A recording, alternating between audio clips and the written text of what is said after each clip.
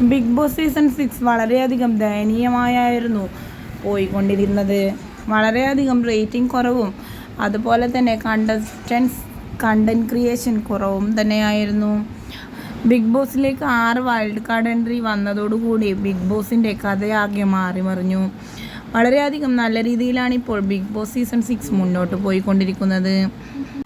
Big ബോസിൽ wild card വന്നത് ഏറ്റവും കൂടുതൽ അടിയായിട്ടുള്ളത് ജബ്രി കോംബോക്കാണ്. ഗബ്രിക്കും ജാസ്മിനും എതിരെ വൻ കണ്ടന്റ് ക്രിയേഷനാണ് ബിഗ് ബോസിൽ നടന്നുകൊണ്ടിരിക്കുന്നത്. ഇരുവരുടെയും ആ ഒരു ബന്ധം പൊളിക്കാൻ നോക്കുന്നവരുടെ എണ്ണവും കുറച്ചൊന്നുമല്ല. ഇരുവരെയും തകർക്കുമെന്ന് പറഞ്ഞുകൊണ്ടായിരുന്നു വൈൽഡ് കാർഡ് എൻട്രികൾ പലതും ബിഗ് ബോസിലേക്ക് കയറിപ്പോയിട്ടുള്ളത്. ഇന്ന് രാവിലെ ആയിരുന്നു ജിൻഡോ വളരെയധികം വിവാദങ്ങൾ ഉണ്ടാക്കിയത്. ഗബ്രിയും ജാസ്മിനും സംസാരിക്കുന്നതിനിടെ ജാസ്മിൻ മൈക്ക് ധരിച്ചില്ല എന്ന് പറഞ്ഞുകൊണ്ടായിരുന്നു ജിൻഡോ പ്രശ്നമുണ്ടാക്കിയത്. അതിനുശേഷം ഇപ്പോൾ ലൈവിൽ പൊട്ടിക്കരയുന്ന ജാസ്മിനെയാണ് കാണുന്നത്. പൊട്ടിക്കരഞ്ഞുകൊണ്ട് എനിക്ക് ഇവിടെ നിന്ന് പോകണം ബിഗ് ബോസ് എന്ന് പറഞ്ഞുകൊണ്ട് അലറി വിളിക്കുകയാണ്.